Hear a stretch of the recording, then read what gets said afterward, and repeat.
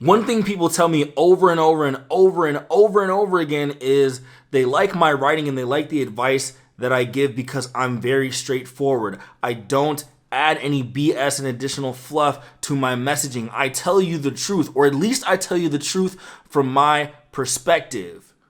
And a lot of the time, some of the things that I say come across as harsh. It comes across as aggressive, but I only communicate in this way because I think it's the most effective means for delivering important messages. And this is especially true when it comes to writing advice. So I write and do videos in two different niches, one personal development and others guidance for writing. And I noticed that writers particularly struggle because they kind of have a fantasy of what they expect writing to be like. They have a fantasy of what they expect their writing careers to be like. And often, many of them can't confront the harsh realities of what it takes to be a successful writer, so they fail. In this video, I'm going to give you some harsh pieces of writing advice that will help you become successful in the future if you pay attention to these lessons, if you embrace them, if you are able to lower your ego and have a little bit of humility, take these pieces of advice to heart, then you'll actually have a chance. But if you don't, and if you end up like all of the other writers who have these whimsical ideas about what it takes and don't put in the work, you're just going to be another failed writer. And I want you to avoid that fate. So pay attention to the messages I'm about to share, and let's dive right in.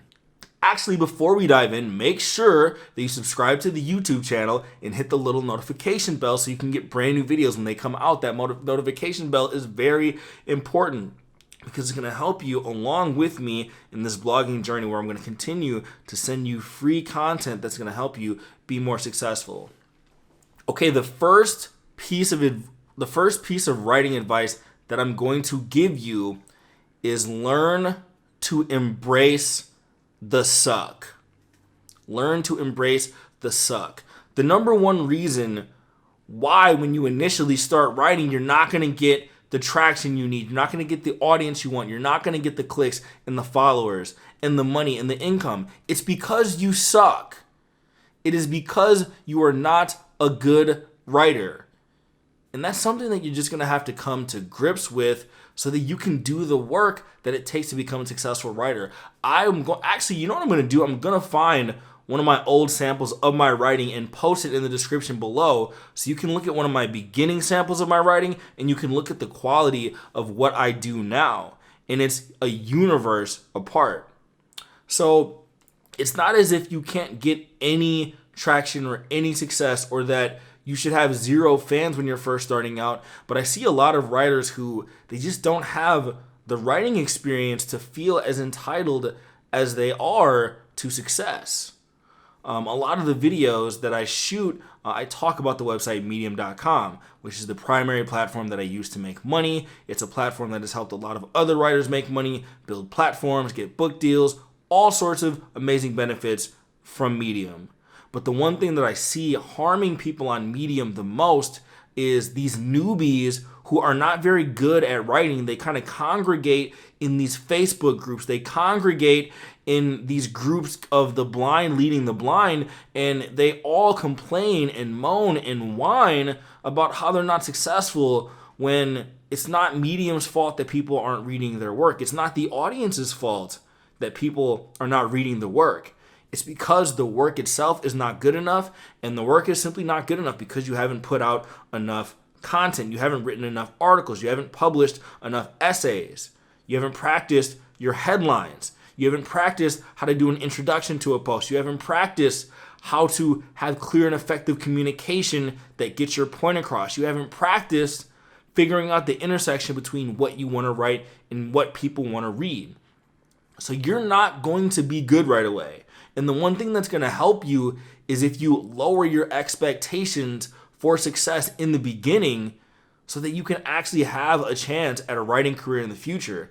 I say this over and over again in all my videos. I'm so glad that when I was first starting out, I didn't have these huge dreams of becoming a writer, building a six-figure career, making money on Medium. None of that was on my mind. I was just practicing and getting better because writing was fun for me.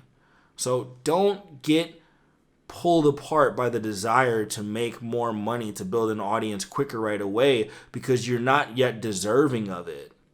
Get into a position where you deserve to have that income and where you deserve to have that audience, and things will get better. Watch some of my videos where I talk about different blogging techniques. I have a bunch of resources that'll teach you how to be a successful writer, but it's never going to happen until you embrace the suck. And I'm going to tell you, if you have not been writing for that long, you are not good at it. And it's okay to not be good at something. This speaks to kind of the broader culture we have in society, where you go up through the school system and you're taught to think in terms of success and failure and immediate gratification, when these kinds of fields that we're working in, content creation, writing, building businesses, these are long-term pursuits where the rewards are going to come much further in the future. So you're not very good right now, and you will get better if you practice. My second piece of writing advice, it's going to be kind of another boring and unsexy piece of writing advice, but it's true.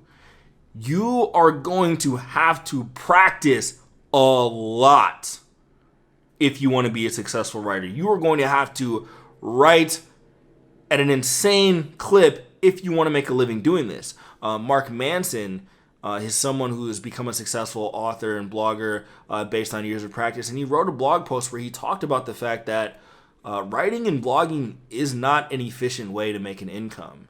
It is not a quick path to riches. If you are trying to simply use writing to make money, you're not going to stick it out because it's very hard to pull off. And if you want to be successful and have a career as a writer, you have to really, really like to write. So I'm actually going to try to get some of you away from writing if this is not something that's really what you want to do. If you're looking at it as a vehicle to make money, don't do it. If you're looking at it as a hack or a tactic to get passive income, don't do it. There's actually plenty of other hacks and tactics that you can use to make passive income that are much easier than writing. If you want to make a career being a writer, it's going to involve years of practice. Now, I've seen examples of people going from zero to making a 5-figure income in less than a year. I've seen examples of people going from making zero to making a 4-figure income in a matter of months. I've seen people do it in a month. But I've still never seen anyone get really good at writing without a couple of years under their belt. Usually, it's going to take you 1 year just to scratch the surface of kind of being worthy to have an audience. But for me, in my case, I didn't really start to feel like I was a good writer until about year 4. I'm heading into year 6 now. February will be the beginning of year number 6 for me. And it was only till this point where I started to look at myself eye level with a lot of the writers that I used to look up to. It's not that I don't look up to them now. It's just that I feel like I'm able to produce similar quality work based on practice. And when I tell you guys about practice, I talk about the process of trying to implement one technique over and over and over until it becomes second nature, and then moving on to the next thing. So in my programs, in my online courses, I talk about a variety of different techniques, and I talk about the way to practice them, hammering one technique over and over and over again, and then you forget about it. So one thing I talk about in my programs and in my free videos is the idea of creating compelling subheadings that you use throughout your articles. So let's say you're writing new articles and you're just solely focused on having the best subheadings possible. Well, make sure that you do that until that's second nature. Then you can move on to another technique. You might work solely on writing better intros, right? So you're always practicing when you write a new post, but you're trying to add a new wrinkle to your writing until it no longer is a wrinkle. It's just in the back of your mind, to the point now where I can just write something and the words just come out, and there's all these little techniques that you gain. And the interesting thing is kind of the repetitive use of some of the formulaic patterns that I've learned and the patterns that I teach can lead to vastly different writing styles. So myself and a couple of other writers, we studied under John Morrow, who's a blogging expert. He runs the website smartblogger.com. We all took the same course. We all learned a lot of the same techniques. He gave a similar framework and pattern, but once we went through that pattern and did so many repetitions, that's when we learned how to freestyle.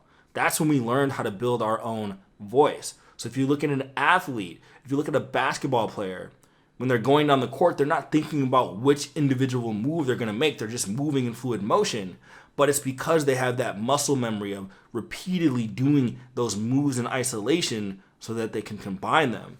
So you're going to have to write a lot, and you're going to have to practice a lot. And if you want to get to a skill level that I'm at, which you definitely can, it's going to take years of practice. And the thing about it, the thing you got to understand about practice is practicing your writing is something that can be done in 1 hour per day, 2 hours per day. And it's not really a lot. It's not a long period of time, if you really like to write. So when I was building my writing career, I did it on the side. I did it in the mornings before I went to work, and it was just an hour or two a day, wrote an essay, called it quits. That's all you have to do.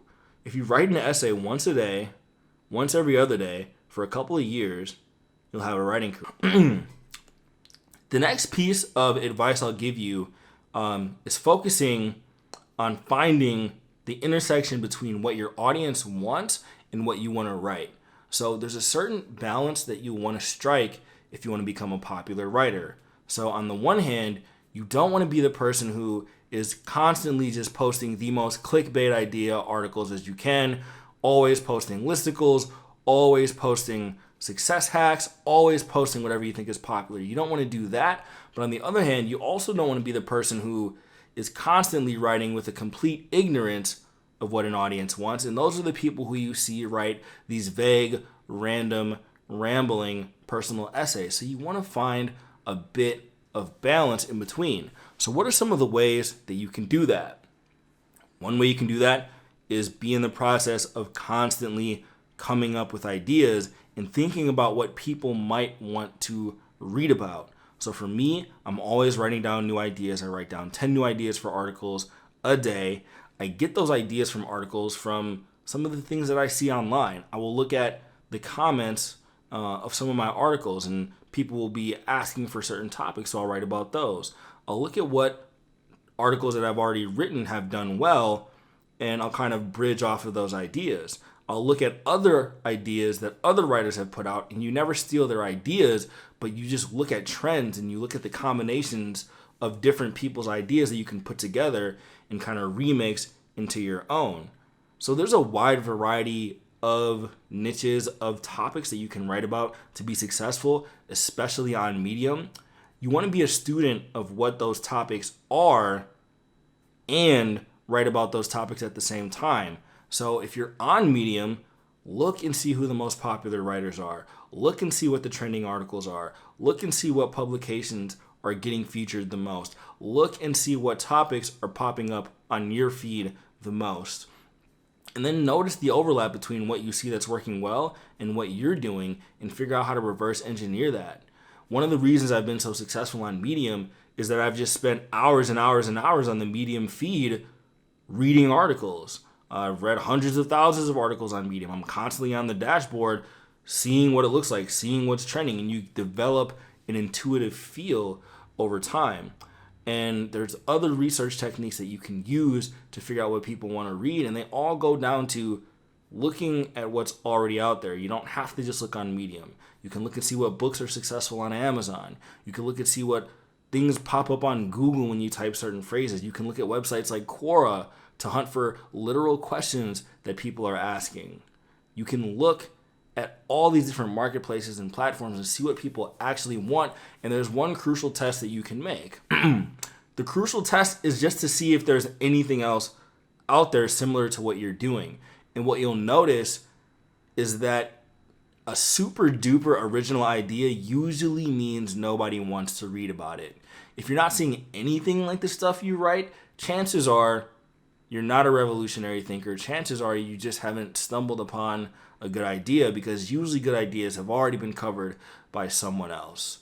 The best writing are on topics that have been covered to death by other people. And that's what you need to understand. And maybe that's the last piece of writing advice I'll give you, is that don't focus on reinventing the wheel and being the most original writer and thinker possible. You're not going to come up with these amazing ideas out of thin air. Rather, when you kind of stand on the ideas of other people, when you reverse engineer the strategies of other people, when you cover different topics that have been covered extensively and add your own little 2 cents in your voice, that's how you're going to become successful. Most wisdom in life is borrowed wisdom. Most human experiences, while we range as individuals, we have crossover patterns and things that tie us together, similar experiences that we all tend to have. So quit looking for the magical result and focus on the ideas that already work. Okay, this video is running a little bit long at this point, so we'll cut it off here. I'll make some more videos with more in-depth pieces of writing advice, but make sure to subscribe to the YouTube channel. Hit the little notification bell so that you can get brand new videos when they come out. If you look in the description below, there's going to be a bunch of awesome resources, including a free 5-day course on how to be successful on Medium, a premium flagship course for those of you who are ready to take the next step, and a bunch of other resources on starting a blog, other articles, amazing things like that. Go check that stuff out in the description. You're going to be seeing some videos pop up in front of your face right now. Make sure that you check those out as well, and I will see you on the next video.